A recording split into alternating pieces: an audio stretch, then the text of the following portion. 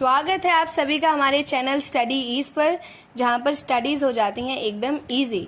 तो आइए हम लोग आज की वीडियो पब्लिक एडमिनिस्ट्रेशन यानी कि लोक प्रशासन के बारे में जानेंगे, उससे जुड़े कुछ इम्पॉर्टेंट एमसीक्यूज सॉल्व करेंगे और अपने मार्क्स को गारंटीड कर लेंगे। तो आइए आज की वीडियो स्टार्ट करते हैं। लोगों का पहला कथन दिया हुआ है कि लोक प्रशासन द्वारा उपलब्ध की गई सेवाओं के लिए कर अथवा मूल्य न देने पर लोगों को दंड मिलता है। कारण में दिया गया है निजी प्रशासन द्वारा उपलब्ध की गई सेवाएं अथवा वस्तुओं के लिए मूल्य चुकाने या न चुकाने का विकल्प लोगों को प्राप्त है। तो कथन ए जो है सिर्फ वही सही है, इसका कारण ये सही नहीं है। आगे बढ़ते हैं हम लोग। लोक प्रशासन निजी प्रशासन की अपेक्षा अधिक सर्वज्ञपूर्ण होता है। इसका कारण है लोक प्रशासन निजी प्रशासन का विनियमन करता है। तो ये कथन और कारण दोनों ही सही हैं।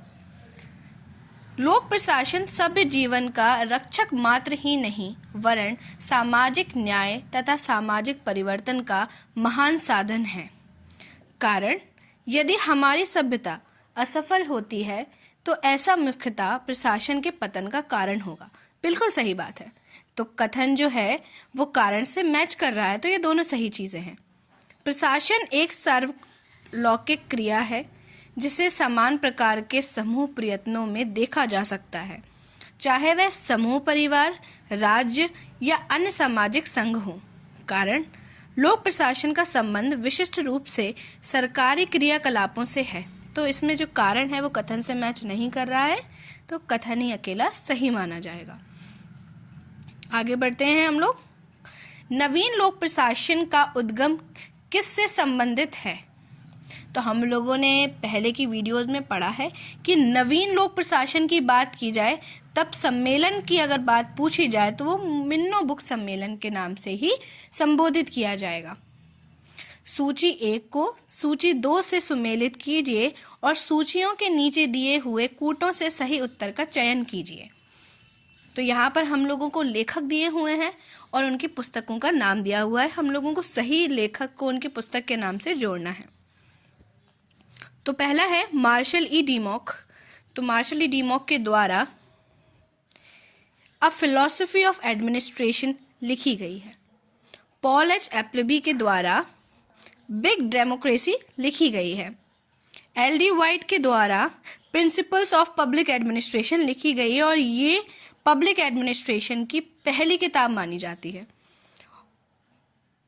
ऑर्डवे टीड ने द आर्ट ऑफ एडमिनिस्ट्रेशन लिखी हुई है। आपने अगर पहली वीडियोज में देखा हो तो इन क्वेश्चंस के बारे में जिक्र हुआ है। तो आंसर है हम लोगों का बी 2143। आगे बढ़ते हैं हम लोग।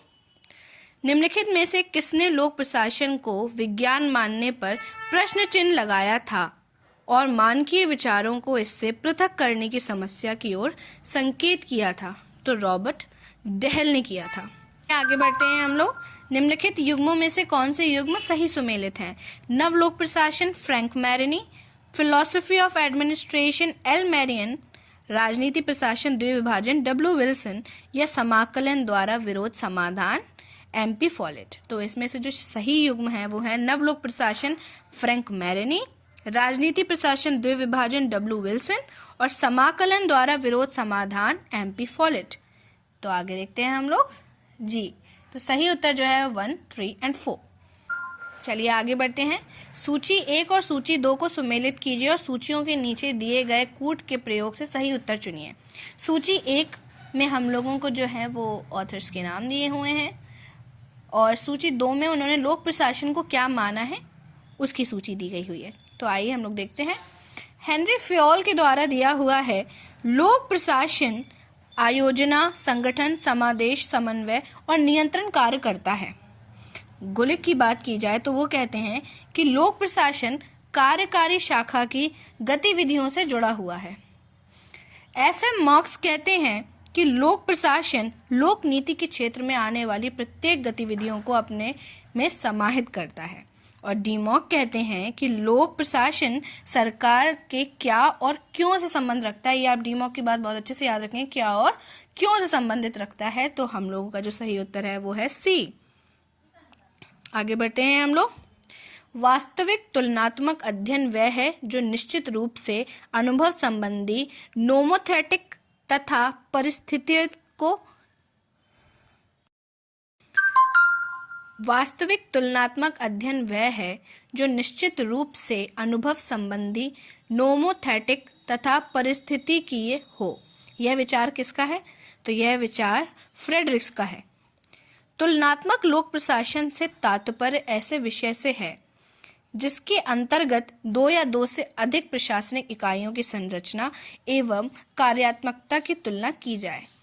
तो हम लोग जब कभी भी तुलना करते हैं तो हम लोगों को दो चीज़ें तो लगती हैं तुलना करने के लिए, तो दो या दो से अधिक प्रशासनिक इकाइयों की संरचना एवं कार्यात्मकता की तुलना की जाए। पारंपरिक तुलनात्मक लोक प्रशासन के अध्ययनों की प्रमुख विशेषता है। तुलनात्मक लोक प्रशासन के अध्ययन अपने पारंपरिक आदर्शात्मक स्वरूप को त्याग कर अनुभव संबंधी विशेषताएं ग्रहण कर रहे हैं। यह विचार किसका है? तो यह विचार फ्रेडरिक्स का है। तुलनात्मक लोक प्रशासन के अध्ययन के निम्नलिखित प्रयोजन हैं। किसी विशिष्ट प्रशासनिक प्रणाली अथवा प्रणाली समूहों की विशिष्टताओं का अध्ययन करना, किसी विशिष्ट परिस्थितियों विन्यास में विशिष्ट प्रशासनिक रूपों की सफलताओं एवं असफलताओं के कारणों की जांच पड़ताल करना, प्रशासनिक व्यवहार में संकर सांस्कृतिक और संकर राष्ट्रीय भिन्नताओं के लिए उत्तरदायी घटकों की व्याख्या करना, या उपयुक्त तीनों। तो ये तीनों ही जो हैं वो तुलनात्मक लोक प्रशासन के अध्ययन में प्रयोजन में इस्तेमाल की जाती हैं। तो आज के लिए इतना ही।